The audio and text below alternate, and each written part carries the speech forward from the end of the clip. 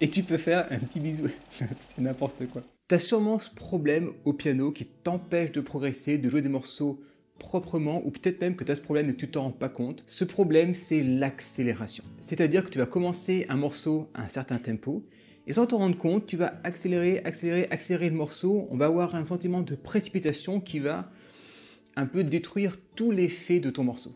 Et donc, pour définitivement enlever ce problème, je te donne mes 5 solutions. Ce sont mes solutions que j'ai appliquées, des solutions qui marchent, pas des choses prises sur internet qui sont effectivement, c'est beau sur le papier, mais qui concrètement ne marchent pas du tout.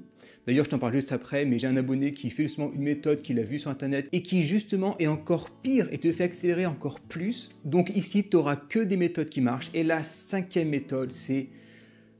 Il faut que tu la vois, parce que c'est une méthode qui va te servir pour le piano, mais pour tout ce que tu fais dans la vie, c'est extrêmement important. Mais avant, il faut que tu vois les 4 autres méthodes, parce que la 5e va un peu englober les 4 et faire un truc absolument génial. Et je sais que ça paraît très aguicheur de dire que cette 5e méthode, elle est ultime. Et si en regardant cette 5e méthode, tu trouves qu'elle n'est pas si ultime que ça, alors tu peux sans problème me mettre un énorme pouce rouge sur la vidéo. Comme on dit, croix de bras, croix de fer, si je mange, je vais en enfer. Enfin, je sais pas trop si tout le monde le dit ça. C'est parti pour 5 solutions validées et approuvées pour que tu cesses d'accélérer dans tes morceaux et que tu puisses les jouer au mieux possible.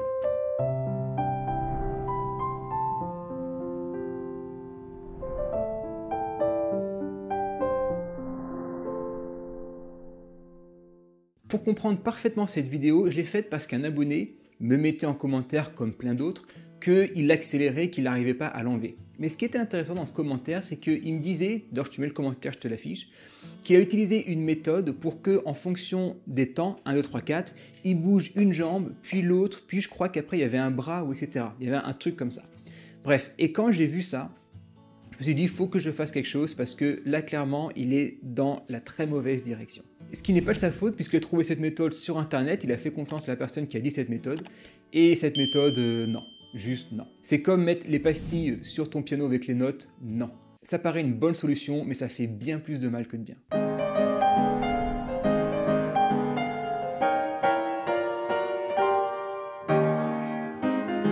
La première solution, et les 5 solutions doivent marcher ensemble, c'est qu'il faut que tu laisses libre cours à ta gestuelle.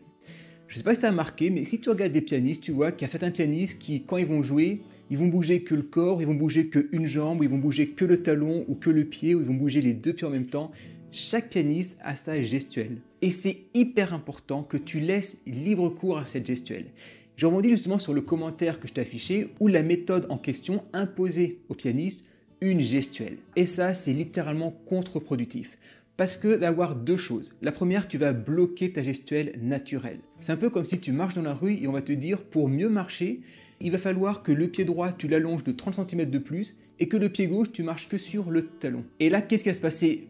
La personne, elle va marcher très bizarrement et surtout, elle va pas marcher de façon naturelle. Ton corps, il est fait d'une certaine façon et fais confiance à ton corps. S'il bouge de cette façon, c'est que c'est la meilleure façon pour lui de bouger comme ça. Et le deuxième problème là-dedans, c'est que tu vas recruter de la concentration, de la précieuse concentration, sur ta gestuelle. Tu vas te dire, attends, alors faut que je pense que la jambe gauche est sur le temps 1, la jambe droite est sur le temps 2, là le talon est sur le temps 3. Et donc tu vois bien qu'en puisant cette concentration, tu vas moins faire attention à ton rythme, à ton expressivité, à ton toucher, et aussi à ton accélération, parce que paradoxalement, si tu te concentres sur une gestuelle qui ne fonctionne pas, tu ne te concentres pas sur le fait de ne pas accélérer. Donc là, tu as une double peine avec cette méthode. Donc, laisse libre cours à ta gestuelle et surtout ne t'en préoccupe pas.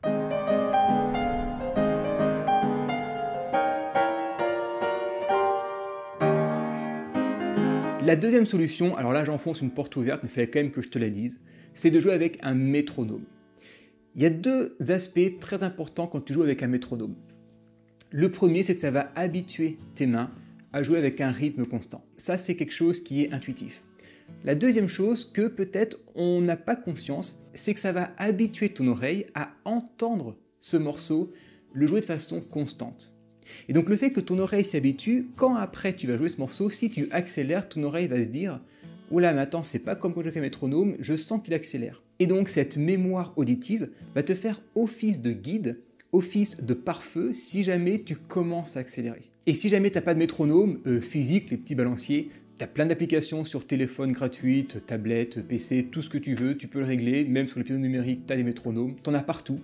Donc, tu n'as pas d'excuse pour ne pas jouer sans métronome. Pour ne pas jouer sans métronome. Elle est bizarre cette phrase. Donc, à toi de jouer pour t'entraîner au début avec un métronome.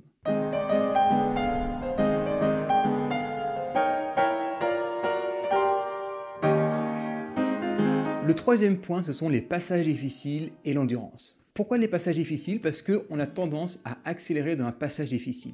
Comme on sait d'avance qu'on va avoir du mal à le faire, on va vouloir accélérer pour s'en débarrasser rapidement et surtout pour que s'il y a une fausse note, avec l'accélération, on ne l'entende pas. Et pour résoudre ça, il faut que tu sois à l'aise sur ces passages difficiles. Et par passage difficile, j'entends quand tu as des notes à jouer très vite, par exemple, où là tu vas mécaniquement accélérer et tu vas garder ce rythme, mais aussi les passages où tu vas avoir des grands écarts à faire, où ta main va se crisper, et donc cette crispation va créer de la tension là plus loin, tension.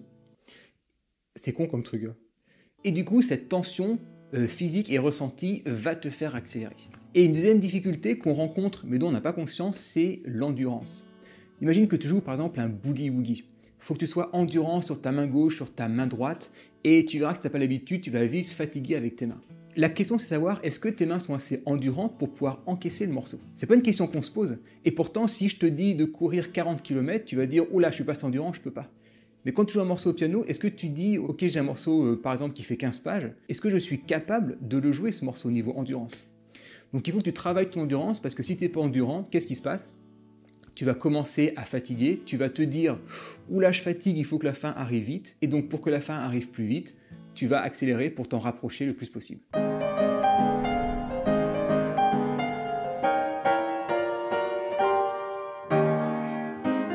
Le quatrième aspect, c'est profiter du moment.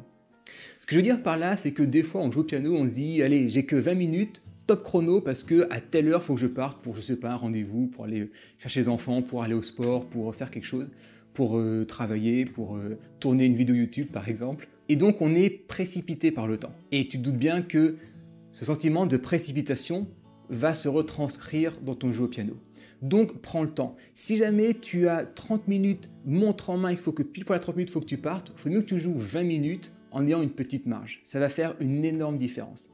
Il faut que tu joues de façon tranquille, il faut que tu fasses le vide dans ta tête, il faut que tu saches que ce moment, il est pour toi et qu'il n'y a rien derrière qui va faire que tu doives te précipiter. Imagine par exemple, tu as un chien qui va se promener tout seul dehors. Bon, c'est un peu bizarre. Et qu'à chaque fois que ton chien arrive, il adore te faire la fête et il te saute dessus. Avec, si possible, les pattes toutes boueuses parce qu'il est allé marcher dans les champs. Et que tu sais que ce chien, il ne s'essuie pas les pieds à l'entrée quand il entre chez toi. Tu vas te dire, bon, il faut exactement dans 20 minutes j'ai fini, sinon il va sauter sur moi, il va sauter sur mon piano, il va me faire une grande léchouille, et du coup je dois arrêter. Donc tu vas te précipiter. Et donc, dans ce cas-là, cette histoire c'est du grand n'importe quoi. Il faut que tu arrives à moduler un peu ton temps au piano. D'ailleurs, je te mets en description un lien d'une vidéo que j'ai faite justement pour te dire comment trouver son temps au piano, comment le moduler et comment créer une espèce de petit planning au mieux pour jouer au piano.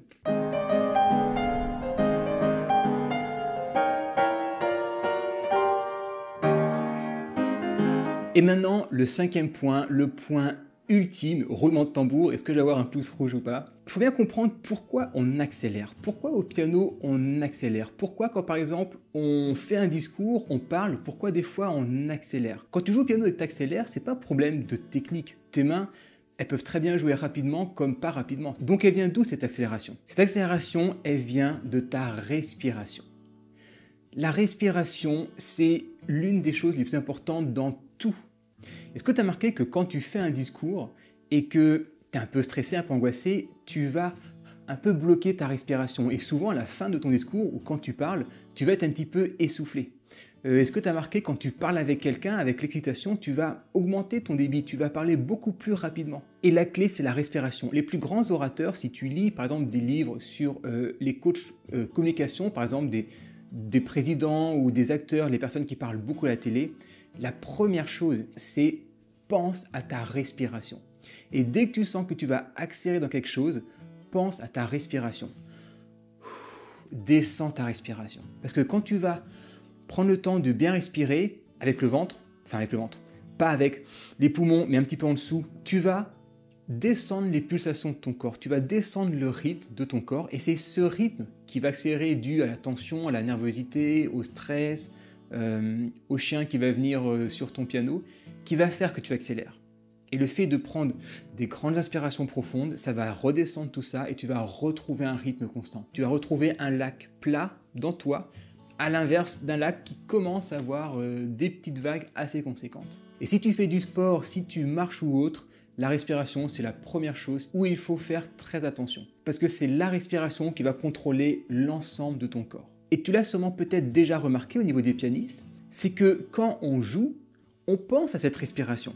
Et quand on joue, si jamais tu as le micro qui enregistre la voix, bon c'est pas le cas quand je joue, parce que quand je joue, je laisse que le son du piano et pas le son de ma voix pour pas entendre justement ma respiration et puis le siège qui grince. Mais quand on joue, on prend des respirations à certains moments. On expire à certains moments et ça s'entend. Concrètement, comment l'appliquer? J'ai un système infaillible et super simple. Tu vas prendre un crayon de papier, si tu as une partition papier par exemple, et au passage où tu vas accélérer, souvent les passages difficiles ou d'autres passages, si tu veux, tu peux te filmer, comme ça tu sauras où tu accélères. Tu marques à chaque fois « respire » sur ta partition. Et donc dès que tu vas commencer à accélérer à telle mesure, tu vas voir marqué « respire » et là tu vas dire, tu vas jouer et tu vas expirer en jouant. Et du coup tu vas directement casser cette augmentation, cette accélération dans ton morceau. C'est infaillible. Ou alors tu mets juste un post-it sur ton piano en mettant « pense à respirer ». Ce qu'il faut, c'est que tu le vois, parce que tu ne vas pas y penser. Quand tu es dans le morceau, quand tu es entraîné dans le morceau, tu ne vois plus rien. Tu as des espèces d'œillères. Donc il faut que tu le mettes en gros sur la partition pour que tu sois sûr de le voir. Et ça marche à 100%. Et si tu m'as pas mis de pouce rouge pour cette 5e technique, alors tu peux mettre un pouce bleu, vert, mais ils n'ont pas de couleur sur YouTube. Oh, j'en sais rien en fait. Je te laisse avec cette vidéo pour justement travailler les passages difficiles. Ça va te permettre de les passer de façon beaucoup plus simple et donc de ne pas accélérer dans tes morceaux. Je te souhaite une excellente journée, je te dis à dans une semaine dans la prochaine vidéo et tu peux faire un bisou à ton chien imaginaire de ma part. À très bientôt, ciao!